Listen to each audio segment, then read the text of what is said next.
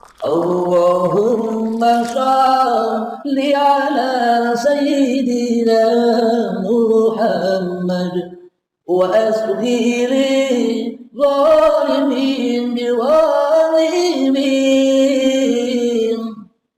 وأخرجنا من بينهم سالمين وعلى آله وصحبه أجمعين. Assalamualaikum warahmatullahi wabarakatuh. Bismillahirrahmanirrahim. Ashhadu an la ilaha illallah wa ashhadu anna Muhammadar Rasulullah. Allahumma salli ala sayyidina Muhammad wa ala ali sayyidina Muhammad. Rabbis rahli sadri wa yassirli amri wahlul 'uqdatam min lisani yafqahu qawli. Amin. Bismillahirrahmanirrahim. Salam hormatku, salam ta'zimku selalu buat para sahabat-sahabatku tercinta dimanapun Anda berada, baik yang ada di dalam ataupun yang ada di luar negeri. Semoga kita semua senantiasa selalu di dalam limpahan berkah rahmat Allah Subhanahu wa ta'ala. Amin ya rabbal alamin. Marilah kita awali kajian di ba'da subuh yang indah ini dengan kalimah-kalimah thayyibah. Subhanallah walhamdulillah wa la ilaha illallah wallahu akbar wa la hawla wala quwwata illa billahil aliyyil azim. Sadaqallahul azim. Kali ini tema dengan berjudul terusirnya Muhammad Rasulullah di dalam hati setiap manusia. Apa yang dimaksud terusirnya Muhammad Rasulullah di dalam hati setiap manusia itu? Artinya terusirnya Rasul-Rasul Allah berganti menjadi Rasul-Rasulnya hawa nafsunya sendiri.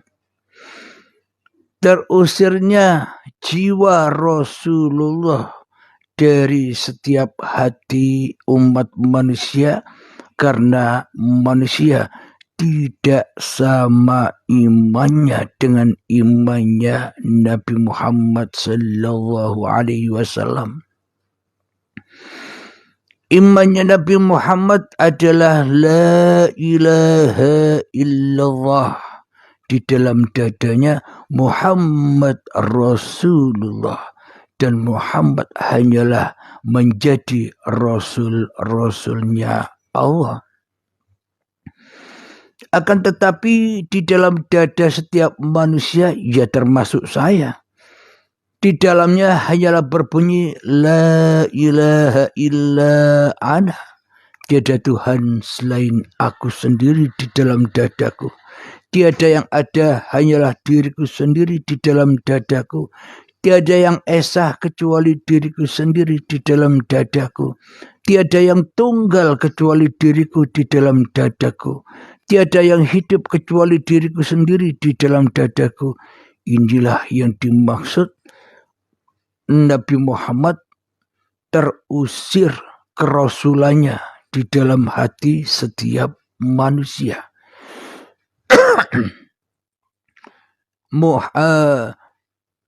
La ilaha illa ana,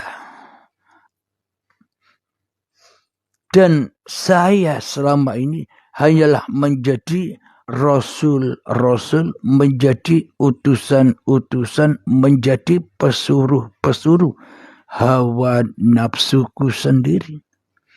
Hanya diutus, disuruh, dirasuli oleh iblis dan setan yang sangat amat nyata di dalam hatiku.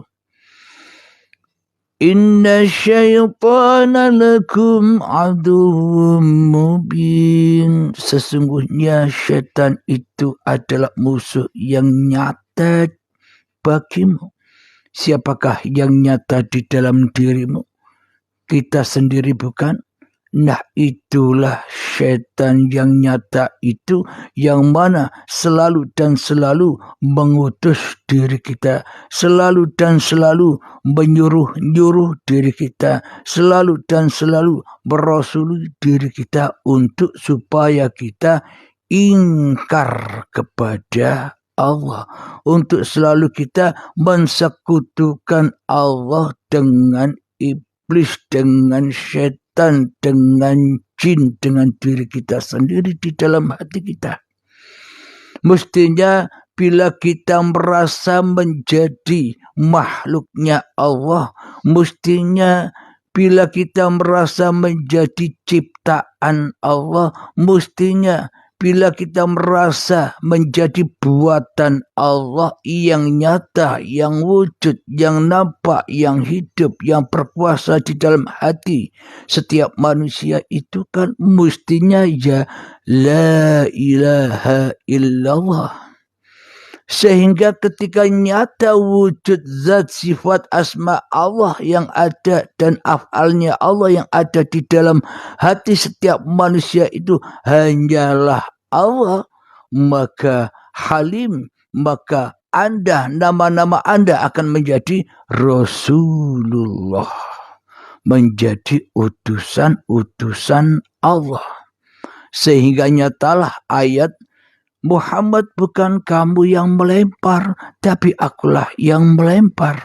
Nyata ayat-ayat itu bila kita menjadi rasul-rasulnya Allah, selalu nerimo ing pandum dengan apa yang sudah dikodok-koderkan Allah kepada kita semua, sehingga hati kita tenang, damai, indah, makmur, dan bahagia dengan apa-apa yang sudah ditugaskan kepada kita dari Sang Pencipta diri kita.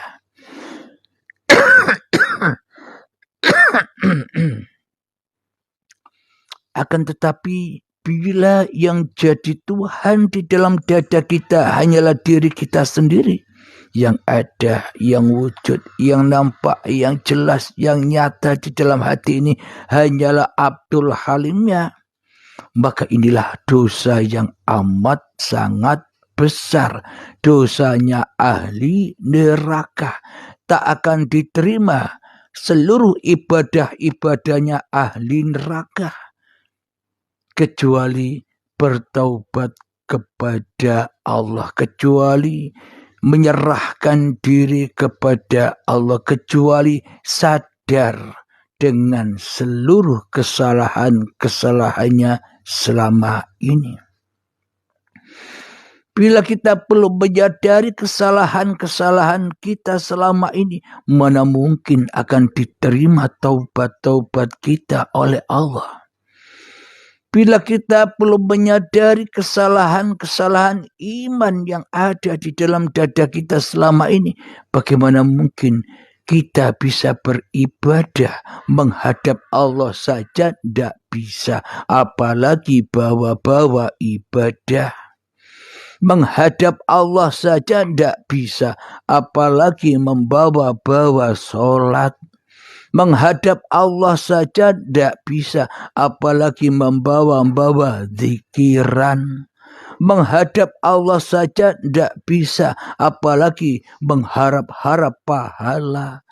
Menghadap Allah saja tidak bisa, apalagi berharap-harap surga itu semua hanyalah halusinasi manusianya saja, dan manusia telah ditipu daya oleh iblis yang nyata, setan yang nyata yang ada di dalam hatinya daripada adanya Allah selama ini. Jadi beragama dan bertuhannya versi karepe dewe. Apapun agama-agama Anda, tak peduli nama agama Anda, bila di dalam hati kita yang masih ada hanya Abdul Halimnya, ya tentunya Muhammad Rasulullah telah terusir dari dada setiap manusia. Apa gunanya kita ibadah? Apa gunanya kita sholat? Apa gunanya kita berzikir? Apa gunanya kita berbuat baik sementara kita mengusir Muhammad Rasulullah yang ada di dalam dada kita? Sehingga kita bukan menjadi rasulnya Allah, sehingga kita bukan menjadi utusan Allah, sehingga kita bukan menjadi pesuruh-pesuruh Allah, dan sehingga kita keluar dari lingkup umatnya Nabi Muhammad sallallahu alaihi wasallam, kita pindah agama karepe dhewe dan menjadi utusan dan menjadi pesuruh dan menjadi rasul-rasulnya setan yang ada di dalam dada kita masing-masing. Setanku bernama Abdul Halim, setan Anda bernama siapa? Anda yang tahu sendiri. Alhamdulillahirabbil alamin. Mari kita buka di dalam Al-Quran surat Muhammad. Jadi untuk mensinkronkan ini dalam surat Muhammad.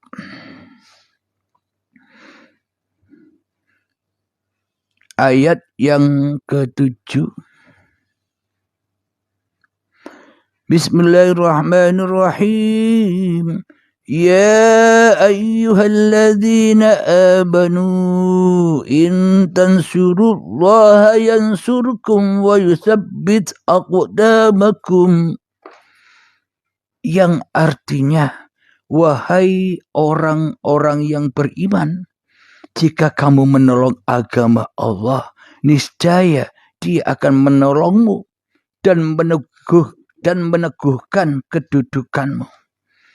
Yang dimaksud barang siapa yang menolong agama Allah, itulah yang disebut orang-orang beriman. Apa sih yang dimaksud barang siapa menolong agama Allah itu?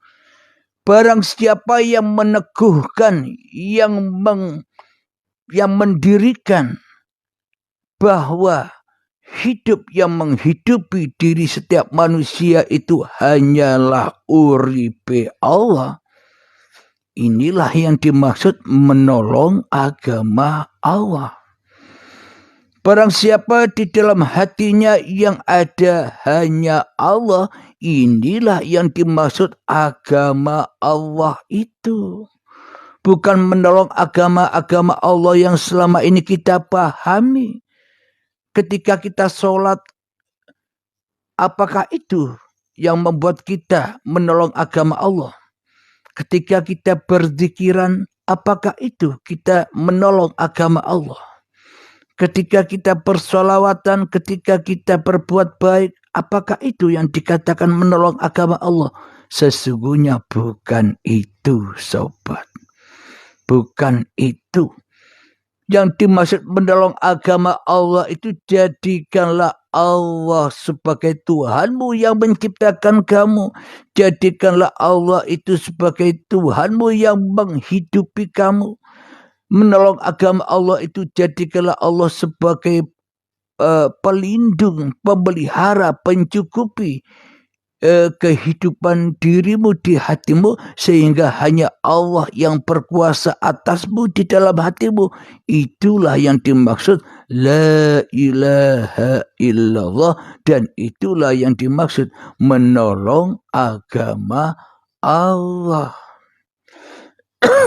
Bukan malah kita menolong agamanya setan.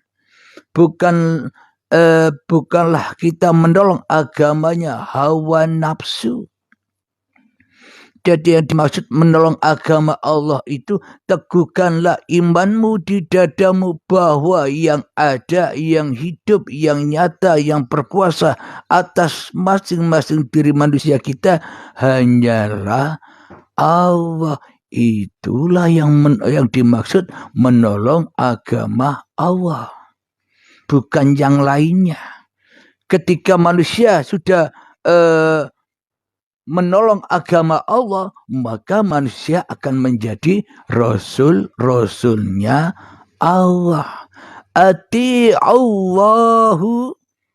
ikutlah Allah, wa ati'ur rasul, dan ikutlah rasul. Maknanya bila kita sudah membela mati-matian agama Allah, maka manusia akan menjadi rasul-rasulnya Allah. Apa sih yang dimaksud menjadi rasul-rasulnya Allah? Maka segala apapun yang dipandangnya hanya Allah, yang didengarnya hanya Allah, yang dilihatnya hanya Allah. Kemanapun kau hadapkan wajahmu, matamu, pandanganmu, pendengaranmu, hatimu, di situ hanya aku yang ada.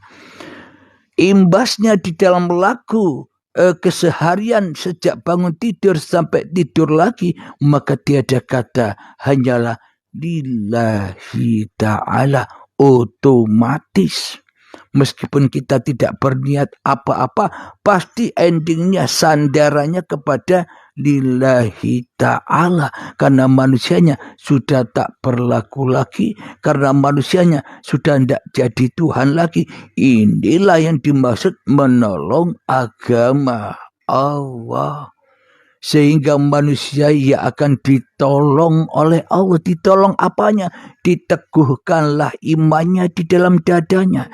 Dipeliharalah manusianya. Dicukupilah manusianya. Berangkat. Sehingga manusianya hidup dengan keindahan, hidup dengan kebahagiaan, hidup dengan enjoyan saja. Menyaksikan ayat-ayatnya Allah.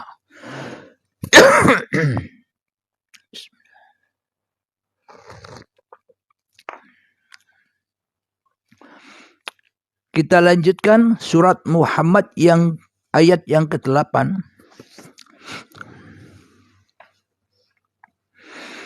وَالَّذِينَ كَفَرُوا فَتَعْسًا لَهُمْ وَأَضَلَّ أَعْمَالَهُمْ, yang artinya, dan orang-orang yang kafir, maka celakalah mereka, dan Allah menghapus segala amalnya. Ya Allah, na'udzubillahi min dzalik. Jadi sadarilah, sebanyak apapun, sepintar apapun, secerdas apapun, segudang ilmu Anda bagaimanapun, bila Allahnya masih gaib, ya percuma wae. Bila Allahnya masih gaib, itu tandanya qalbun kafirin baitun nas.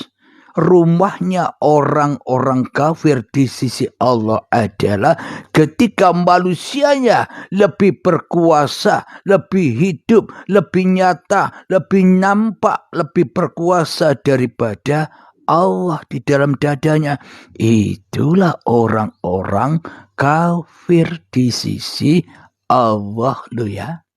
Di sisi Allah.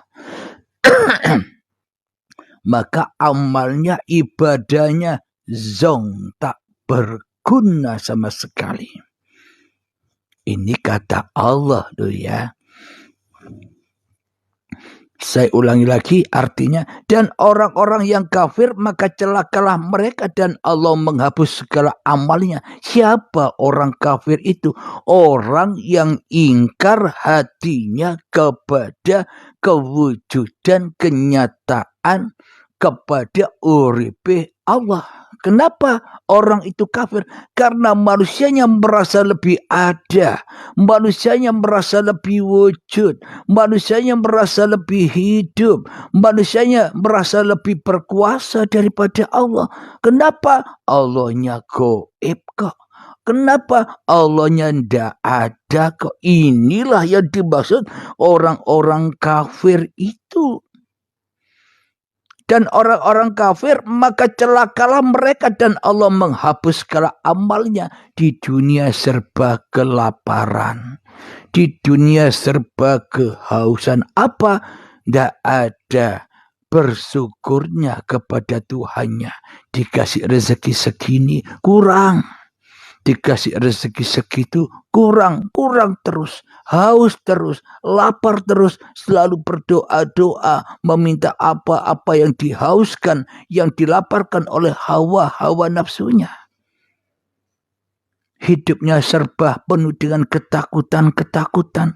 Takut miskin, takut turun derajatnya, takut turun pangkatnya, takut tidak kaya lagi, takut mati, serba takut kehidupannya. Itulah orang-orang yang kafirin kepada Tuhannya. Akibatnya ya kumpul dengan anar. Berarti anar, api jahanam itu adanya besok apa sekarang? Silakan dinilai sendiri. Ayat yang selanjutnya surat Muhammad nomor ayat yang ke-9.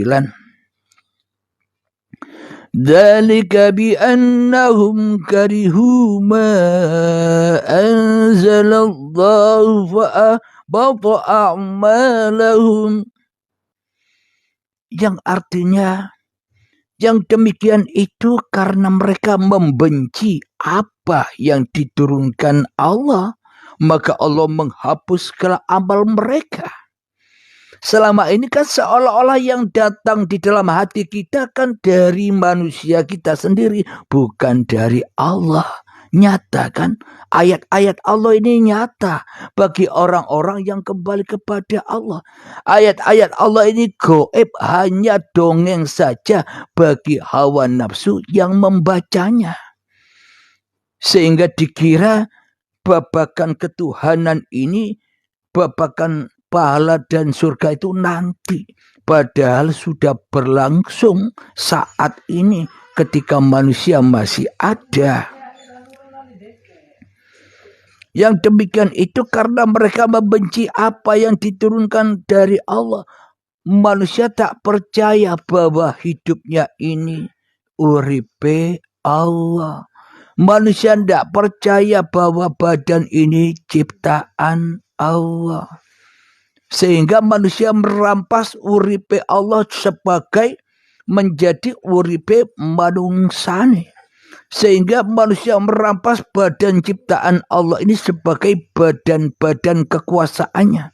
Inilah akibatnya, maka manusia itu dikatakan membenci Allah, memusuhi Allah. Kenapa? Allahnya digaibkan. Allah dan Rasulnya diusir dari singgasana manusianya. Sehingga Allah dan Rasulnya tak bisa hadir di dalam dadanya. Berarti manusianya belum bersyahadat. Mana mungkin diterima amalnya. Orang-orang yang kafir mana mungkin diterima amalnya. Orang-orang yang tak bisa datang bertobat dan menghadap kepada Allah, mana bisa dikatakan orang-orang yang selamat di sisi Allah.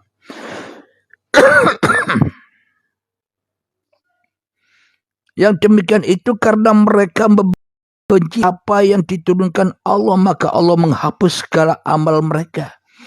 Kenapa kok Allah menghapus amal mereka? Karena amal mereka, karena amal kita selama ini amal yang penuh kepalsuan. Amal yang jauh dari Allah. Amal yang jadi api-api neraka. Bagaimana mungkin Allah menerima amal-amal yang dari api neraka? Amal-amal yang dari hawa nafsune dewe-dewe. Kita lanjutkan ayat yang ke-10 dari surat Muhammad.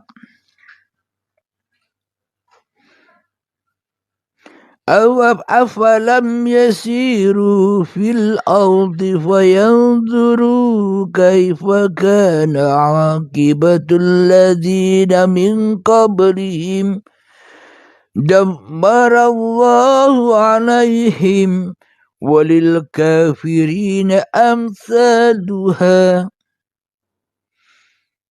Yang artinya, maka apakah mereka tidak pernah mengadakan perjalanan di bumi sehingga dapat memperhatikan bagaimana kesudahan orang-orang yang sebelum mereka? Allah telah membinasakan mereka dan bagi orang-orang kafir akan menerima nasib yang serupa. Jadi kita melihat kisah-kisahnya Fir'aun. Kita pernah mendengar kisah-kisahnya Namrud. Itulah contoh orang-orang yang celaka. Yang mana di dalam hatinya hanya Fir'aunnya yang ada. Yang mana di dalam hatinya hanya Namrudnya yang ada. Yang mana di dalam hatinya hanya Abrahanya yang ada. Itulah contoh-contoh orang yang setelah kita selama ini. Contoh-contoh orang yang mengusir para rasul-rasul Allah di dalam dadanya.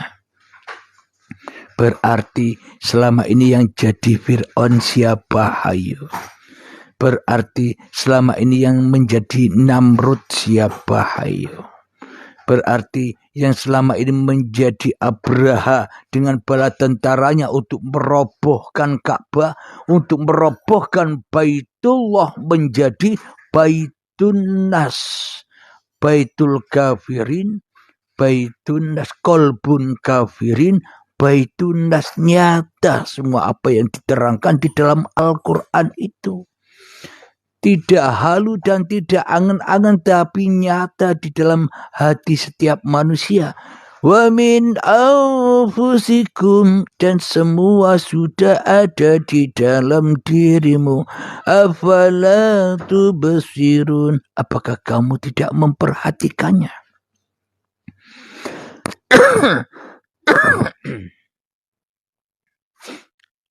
Saya ulang lagi. Maka apakah mereka tidak pernah mengadakan perjalanan di bumi sehingga dapat memperhatikan bagaimana kesudahan orang-orang yang sebelum mereka? Allah telah membinasakan mereka dan bagi orang-orang kafir akan menerima nasib yang serupa. Tenggelam di lautan merah. Di mana tenggelamnya kita selama ini? Setelah Allah dan Muhammad terusir dari dalam dada kita, kita tenggelam. Setelah Allah dan Musa kita usir, kita sebagai Fir'aunnya kita tenggelam di dalam lautan merah. Tenggelam di mana? Di dalam hawa nafsune dewe. Sehingga menjadikan Tuhan hawa nafsunya. Sehingga dijadikanlah agama hawa nafsunya. Sehingga panas selalu, debat terus dak leren-leren. Panas, golek atau mencari kebenaran. Karena belum menemukan kebenaran.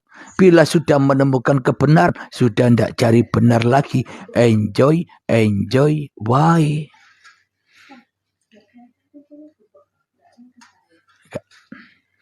Alhamdulillahirabbil alamin. Yang terakhir anaknya. Surat Muhammad yang selanjutnya ayat yang ke-11. Dzalika bi anna Allaha maulal ladzina amanu wa annal kafirina la maula lahum wa annal kafirina la maula lahum. Yang artinya, yang demikian itu karena Allah pelindung bagi orang-orang yang beriman. Sedang orang-orang kafir tidak ada pelindung bagi mereka. Subhanallah. Inilah yang kita terangkan di dalam paparan uripe Allah selama ini. Kita tidak menjadikan Allah sebagai pelindung, tapi kita menjadikan pelindung-pelindung kita diri kita sendiri, seolah-olah kita bisa melindungi diri kita sendiri. Seolah-olah diri kita bisa menyelamatkan diri kita sendiri. Seolah-olah diri kita bisa mengamankan diri kita sendiri dari azab-azab Allah. Kenapa? Karena yang ada, yang wujud, yang nyata, yang hidup masih manusianya. Akhirnya manusia menjadikan pelindung-pelindung hawa nafsunya sebagai Tuhan yang dipertuhankannya selama ini. Tapi bila manusia menjadi rasulnya Allah, maka Allah lah sebagai pelindung mereka. Dan innal awliya la khawfun alaihim wa lahum yahzanun. Para kekasih Allah itu tiada rasa takut dan bersedih hati. Kenapa? Karena Allah sebagai pelindungnya.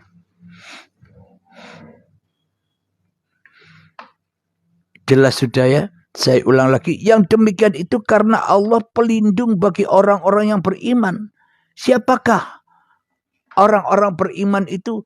Orang-orang yang beriman itu adalah ketika manusianya sudah tidak mampu apa-apa, hanya Allah lah yang mampu apa-apa. La haula wala quwata illa billahil alil azim.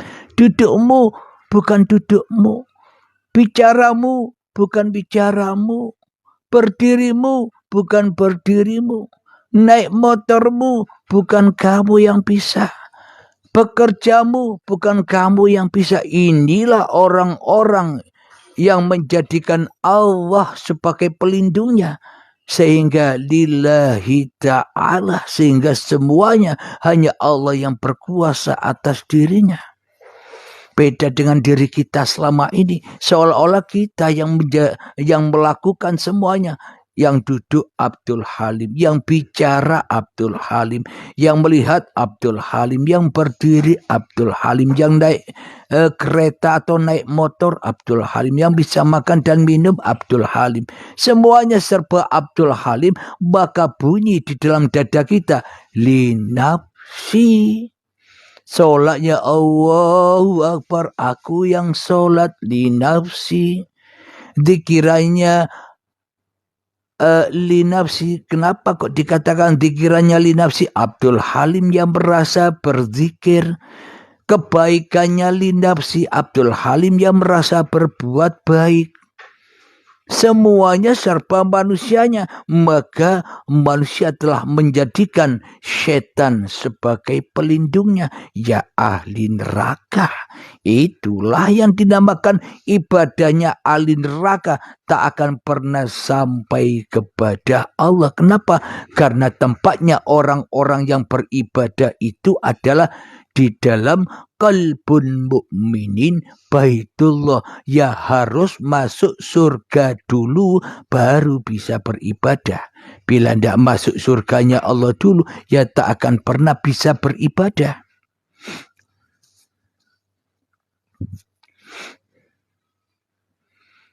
Kita lanjutkan surat Muhammad yang ke-12.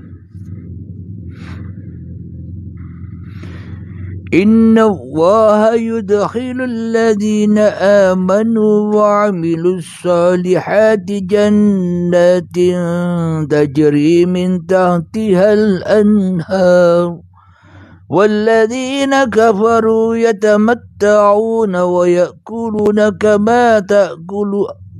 كما تأكل الأنعام والنار مثوى لهم.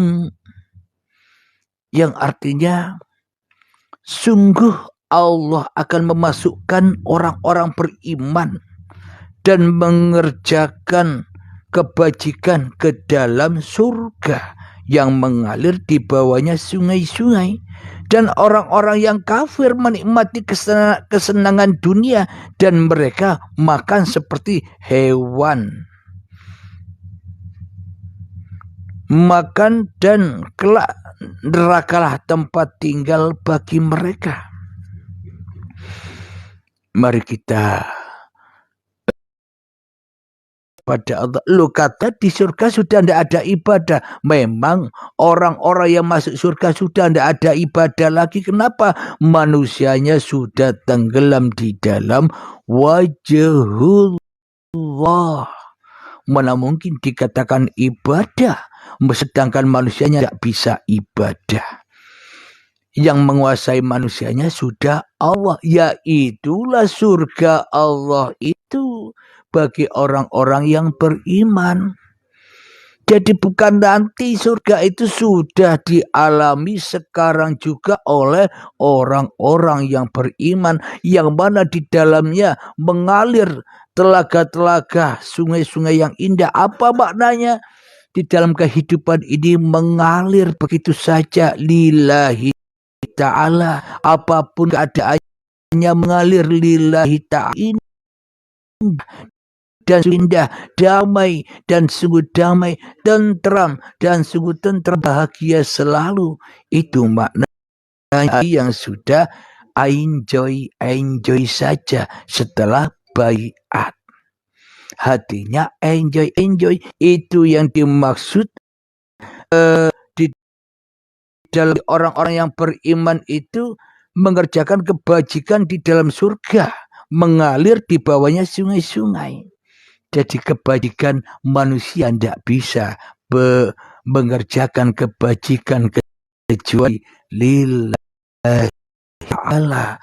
Manusia tidak pernah bisa beramal soleh kecuali lillahi ta'ala. Bila manusianya yang merasa beriman, bila manusianya yang merasa beribadah, bila manusianya yang merasa beramal soleh, itu sesungguhnya bukan amal soleh, tetapi amal kemaksiatan.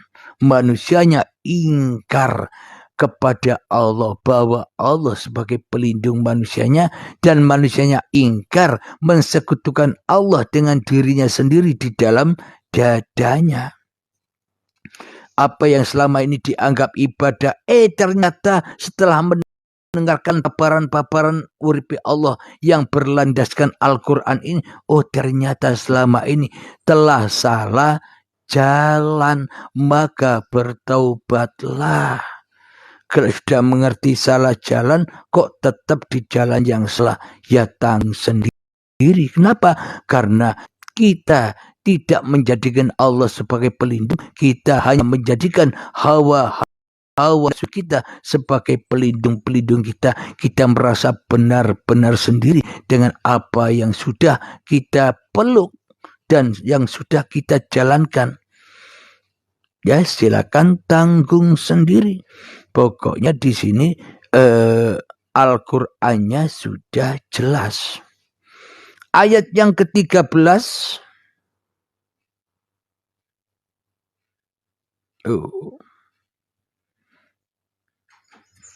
Saya ulang lagi yang ke-12, artinya sungguh Allah akan memasukkan orang-orang yang beriman dan mengerjakan kebajikan ke dalam surga yang mengalir di bawahnya sungai-sungai. Dan orang-orang yang kafir menikmati kesenangan dunia. Apa? Orang-orang yang kafir menikmati dunia dengan dirinya sendiri. Menikmati dunia dengan ibadah-ibadahnya sendiri. Yang merasa bisa ibadah. Yang merasa bisa berbuat baik. Itulah kesenangan dunia yang menipu. Dan mereka makan seperti hewan. Apa yang dimaksud makan seperti hewan? Seolah-olah apa yang dimakan, apa yang diminum dari kuasa diri manusianya yang mengadakan itu semua. Tapi kalau ahli surga beda. Ahli surga kita kepingin apa, celing sudah ada. Contoh, ketika saya ingin minum kopi, celing di dalam hati kita kerentek ingin minum wedang. Ketika sudah minum begini, lah inilah yang dimaksud kun fayakunnya Allah, sudah disediakan oleh Allah. Kenapa? Allah yang memerankan semua ini. Inilah ahli surga itu, orang-orang yang menjadikan Allah sebagai pelindungnya daripada orang-orang yang menjadikan hawa nafsunya sebagai pelindungnya. Surat Muhammad yang ke-13. Wa ka'ayyim min qaryatin hiya ashaddu quwwatan min qaryatika allati akhrajat wa ahlaknahum fala nasira lahum. Yang artinya, dan betapa banyak negeri yang penduduknya lebih kuat dari penduduk negerimu Muhammad yang telah mengusirmu. Itu kami telah membinasakan mereka, maka tidak ada seorang pun yang menolong mereka. Inilah bukti dari judul di atas, Muhammad telah terusir di dalam dada setiap manusia. Karena manusia lebih menjadikan dirinya sendiri sebagai pelindung-pelindung yang selain Allah. Gitu kok bilang sebagai umatnya, sebagai pengikut Nabi Muhammad. Muhammad dan Allahnya saja tidak nyata. Allah Muhammadnya saja tidak wujud. Allah dan Rasulnya saja tidak jelas kok ngaku-ngaku umatnya Nabi Muhammad. Padahal Nabi Muhammad sendiri asyhadu an la ilaha illallah wa asyhadu anna Muhammadar Rasulullah. Allah menyaksikan zatnya sendiri dan Allah menyaksikan Muhammadlah utusannya. Hanya diutus oleh Allah, bukan diutus oleh Muhammadnya sendiri di dalam dadanya. Iman Nabi Muhammad adalah la ilaha illallah, tiada Tuhan selain Allah, di dalam dadanya Muhammad Rasulullah dan aku utusan Allah. Segala gerak lakunya selalu diutus oleh Allah. Itulah imannya Nabi Muhammad. Kalau iman kita tidak sama seperti imannya Nabi Muhammad, mana mungkin disebut golongan atau kaumnya atau pengikut Nabi Muhammad. Silahkan nilai sendiri. Kita lanjutkan surat Muhammad yang ke-14 ayatnya. Afaman kana ala bayyinatin min rabbih kaman zuyyina lahu su'u amalihi wattaba'u ahwa'ahum. Yang artinya, maka apakah orang yang berpegang pada keterangan yang datang dari Tuhannya sama dengan orang yang dijadikan terasa indah baginya perbuatan buruknya dan mengikuti keinginannya? Jelas sudah. Inilah yang dimaksud selama ini kita merasa benar dengan agama kita. Merasa benar dengan amal kita, merasa benar dengan kedudukan kita, merasa benar dengan iman takwa kita. Ini ayatnya. Apakah orang yang berpegang pada keterangan yang di dalam yang datang dari Tuhannya sama dengan orang yang dijadikan terasa indah baginya perbuatan buruknya dan mengikuti keinginannya? Jadi amal soleh itu ya amal menurut Allah. Amal yang suci, bersih dari keberadaan dirinya di hatinya, yaitu amal soleh.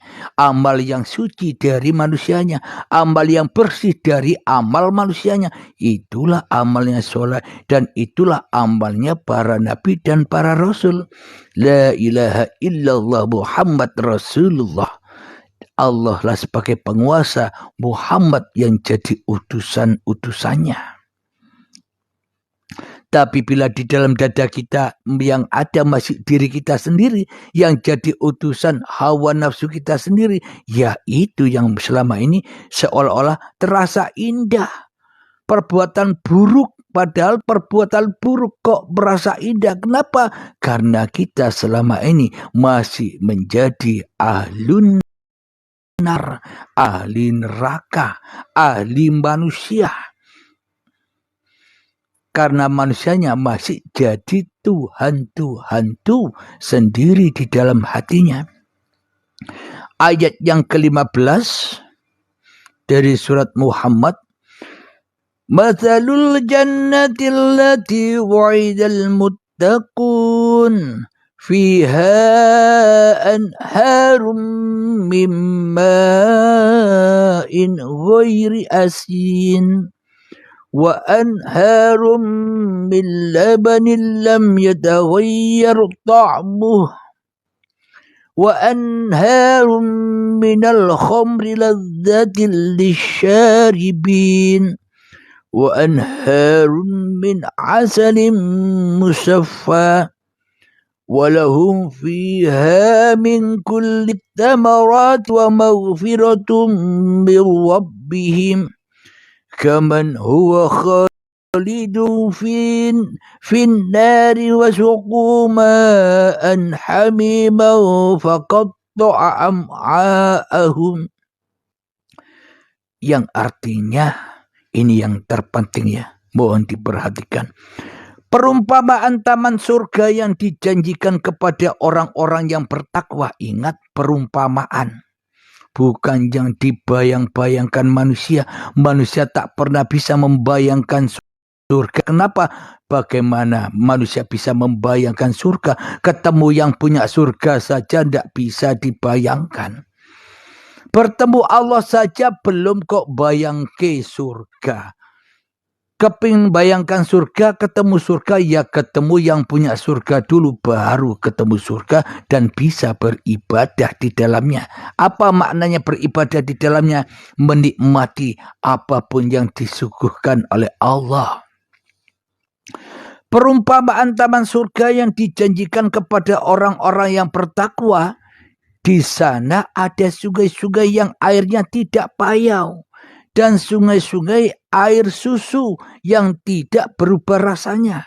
Dan sungai-sungai khomer, anggur yang tidak memabukkan, yang lezat rasanya bagi peminumnya. Dan sesungguhnya madu yang murni, di dalamnya mereka memperoleh segala macam buah-buahan dan ampunan dari Tuhan mereka.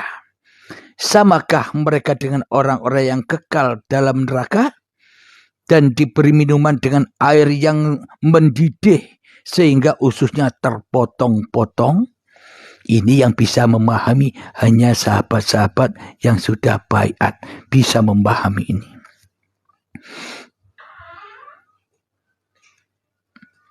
Bagi orang-orang yang sudah ketemu Tuhannya akan memahami surat Muhammad ayat yang ke-15. Tolong sahabat-sahabat yang sudah berbaiat, tolong buka itu ya. Surat Muhammad ayat yang ke-15. Saya ulang artinya. Perumpamaan taman surga yang dijanjikan kepada orang-orang yang bertakwa. Di sana ada sungai-sungai yang airnya tidak payau. Dan sungai-sungai air susu yang tidak berubah rasanya. Dan sungai-sungai khomer. Ingat tongkatnya. Dan sungai-sungai khomer, anggur yang tidak memabukkan, yang lezat rasanya bagi peminumnya. Bagi peminumnya. Dan sungai-sungai madu yang murni, di dalamnya mereka memperoleh segala macam buah-buahan dan ampunan dari Tuhan mereka. Samakah mereka dengan orang yang kekal di dalam neraka dan diberi minuman dengan air yang mendidih sehingga ususnya terpotong-potong? Hanya orang-orang sahabat-sahabat yang sudah baiat memahami ini, karena mereka sudah masuk di dalam ini. Ya, silakan diresapi dan didalami, wahai sahabat-sahabatku.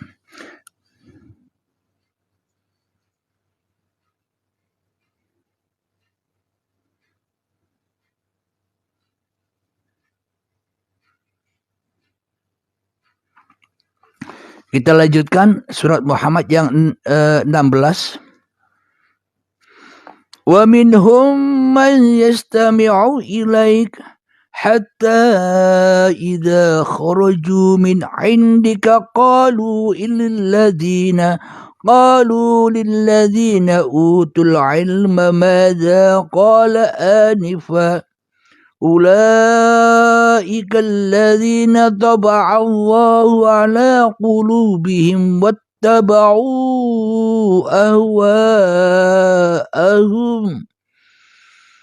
Yang artinya, dan di antara mereka ada orang-orang yang mendengarkan perkataanmu dalam kurung Muhammad, tetapi apabila mereka telah keluar dari sisimu, mereka berkata kepada orang yang telah diberi ilmu, sahabat-sahabat Nabi, apakah yang dikatakan tadi? Mereka itulah orang-orang yang dikunci hatinya oleh Allah dan mengikuti keinginannya. Jadi tes di dalam hati kita, kita ini mengikuti keinginan kita atau mengikuti keinginan Allah. Bagaimana caranya? Tergantung yang jadi Tuhan Allah apa manusianya. Yang wujud, yang nyata, yang hidup, yang berkuasa masih manusianya, ya tak akan pernah bisa mengikuti Allah. Wong manusianya masih jadi Tuhan. Tentunya yang dijadikan pengikut, yang diikuti hanyalah iblis dan setan. Maka itulah dikunci mati hatinya. Tidak bisa kemana-mana kecuali masuk di dalam anar panas terus. Debat terus. Karena belum menemukan kebenaran. Karena podo bingungnya sama bingungnya, ya debat terus. Kalau sudah tidak bingung, buat apa berdebat lagi tentang Tuhan dan tentang agama yang lurus ini. Ayat yang ke-17 dari surat Muhammad. والذي اهتدوا زادهم هدى وآتاهم تقواهم, yang artinya, dan orang-orang yang mendapat petunjuk, Allah akan menambah petunjuk kepada mereka dan menganugerahkan ketakwaan mereka. Bagi sahabat-sahabat yang sudah berbaiat, nyatakan ayat-ayat Allah itu. Saya baca lagi ya. Dan orang-orang yang mendapat petunjuk, Allah akan menambah. Dan orang-orang yang mendapat petunjuk, Allah akan menambah petunjuk kepada mereka yang menganugerahi ketakwaan mereka. Allamal insana ma lam ya'lam. Allah akan mengajarkan kepada manusia apa yang belum diketahuinya. Bagi sahabat-sahabat yang sudah mengikuti bimbingan baiat. Ayat yang ke-18. Fahal yanzuruna illa sa'ata an ta'tiyahum bagutah faqad jaa'a asyratuha فَأَنَّى لَهُمْ إِذَا جَاءَتْهُمْ ذِكْرَاهُمْ, yang artinya, maka apalagi yang mereka tunggu-tunggu selain hari kiamat yang akan datang kepada mereka secara tiba-tiba, karena tanda-tandanya sungguh telah datang. Maka apa gunanya bagi mereka kesadaran mereka itu apabila hari kiamat itu sudah datang? Apa sih kiamat itu? Syakaratul maut. Kita kedatangan kematian tidak tahu. Entah nanti, besok, lusa. Kita tidak tahu. Itulah kiamat yang tiba-tiba itu, yang serba menakutkan. Syakaratul maut, dipisahkan harta, dipisahkan tahta jabatan, dipisahkan dengan anak istri, bahkan dipisahkan dengan hidup dan badannya secara paksa dan siksa. Dan sakitnya seperti kambing disayat hidup-hidup, dipisahkan antara kulit dan dagingnya, dan sakitnya 1000 kalinya. Sungguh amat sakit dan menakutkan. Tapi bagi saudara-saudara kita yang sudah mengikuti bimbingan baiat, selesai sudah itu semua. Sudah kiamat, sudah bangkit lillahnya.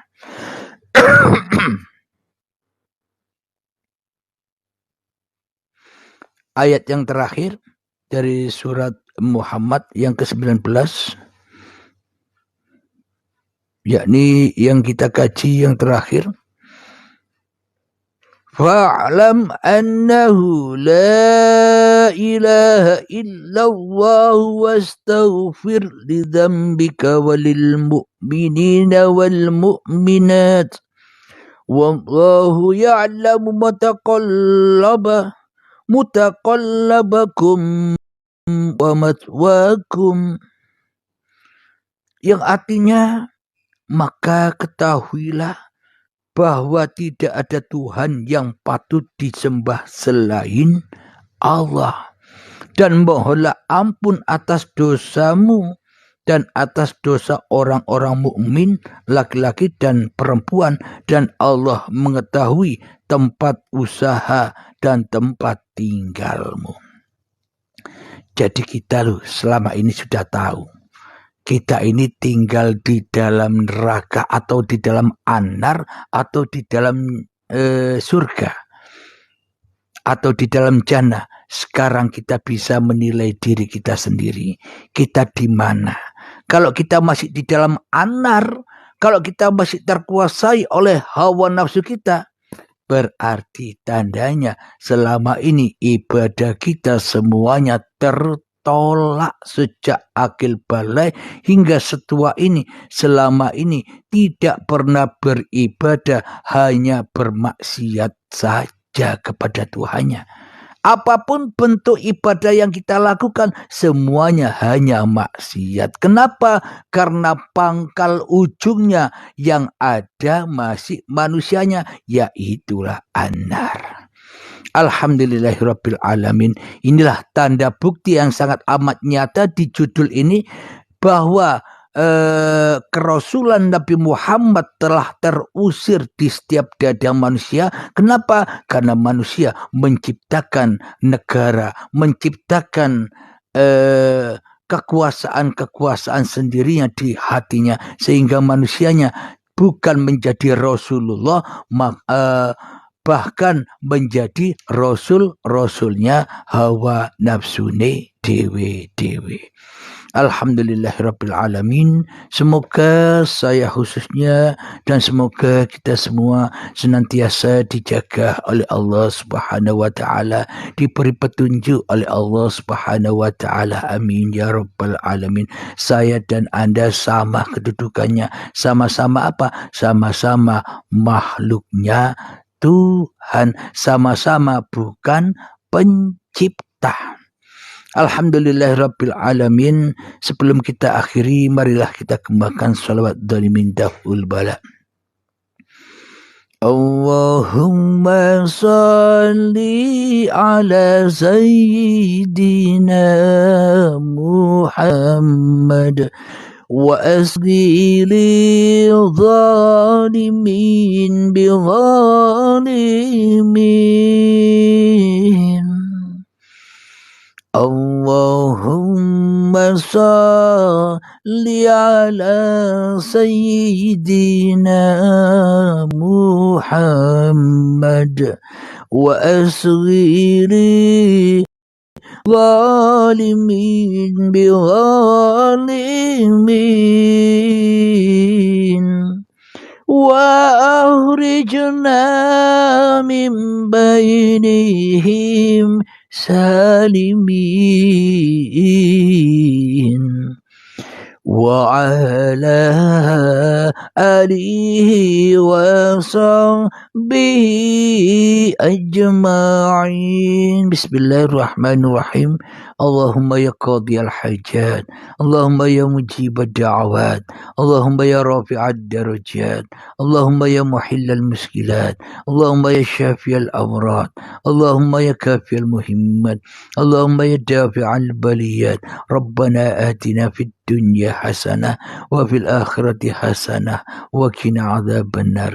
Wa sallallahu ala sayyidina Muhammad wa ala alihi wa sahbihi wa sallam. Walhamdulillahirabbil alamin. Akhirul kalam. Assalamualaikum warahmatullahi wabarakatuh.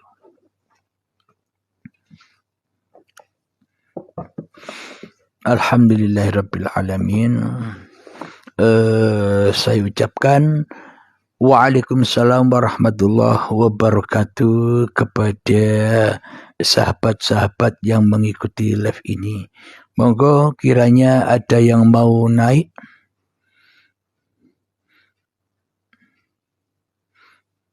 Pencabut roh mau naik.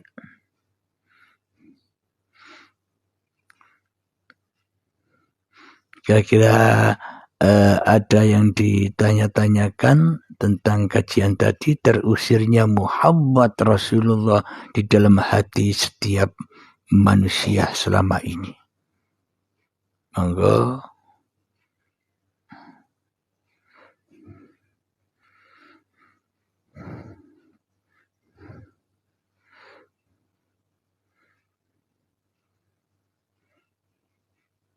Kalau ada yang bertanya berarti sudah memahami.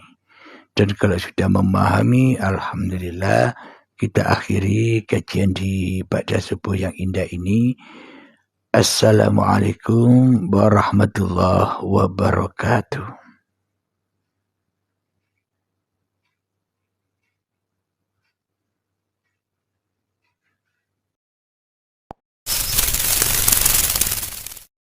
Allahumma salli ala sayyidina Muhammad wa asghiri zalimin biwalimin